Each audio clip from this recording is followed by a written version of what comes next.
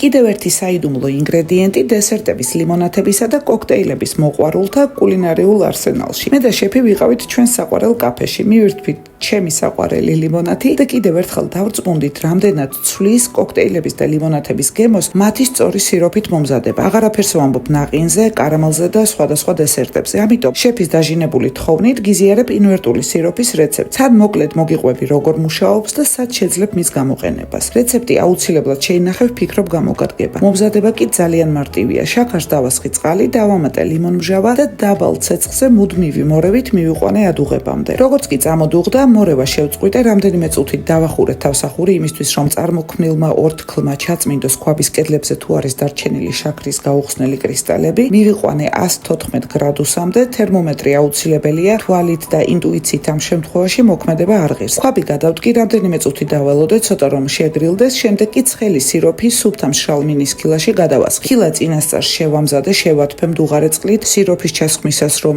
არ გასკდეს, ეს აუცილებელია. სიროფი კარგად რომ გაცივდა, შევინახე მაცივარში. მაცივარში თავისუფლად ინახება უსაფრთხოდ მინიმუმ 3 თვე. რა თქმა უნდა, სქელდება მაცივრის შემდეგ, გამოყენებამდე კი თბილ წყალში ან მიკროტალღურ ღუმელში შეთბობა რამდენიმე წუთში უბრუნებს პირვანდელ კონსისტენციას. ინვერტული სიროფი ზოგიერთ შემთხვევაში საუკეთესო მოკავშირეა სწორი ტექსტურის შესაქმნელად. მაგალითად, ნაყინში შაქრის საერთო რაოდენობის 10-15%-ს თუ ჩავანაცვლებთ ინვერტული სიროფით, ნაყინი გამოვა განსხვავებული, არასოდეს გაქვავდება, იქნება კრემოვანი და ნაზი. ეგრეთ წოდებული სველი კარამელის მომზადებისას იდეალურ კონსისტენციას ინარჩუნებს. ამაზე ვიდეოს ცალკე ჩავწერ, ვიცი რომ ბევრს აინტერესებს იდეალურად რბილი კარამელის რეცეპტი. კოქტეილებში და ლიმონათებში ჩვეულებრივი სიროფის ნაცვლად ინვერტულ სიროფს თუ გამოვიყენებთ, შედეგად მივიღებთ სითბოს ბევრად ნაკლები შაქრი. შევეცდები მოკლე დავხსნა. ჩვეულებრივი შაქარი საქაროზა რთული მოლეკულაა. ხარშვისას მჟავისა და მაღალი ტემპერატურის ზემოქმედებით ეს რთული მოლეკულა იშლება ორ მარტივ შაქრად, გლუკოზად და ფრუქტოზად. ფრუქტოზა ბუნებრივად ბევრად უფრო ტკბილია. შესაბამისად, დაშლის შედეგად მიღებული სიროფი უფრო ტკბილი ხდება. კიდევ უფრო მარტივად შაქარს ბევრად უფრო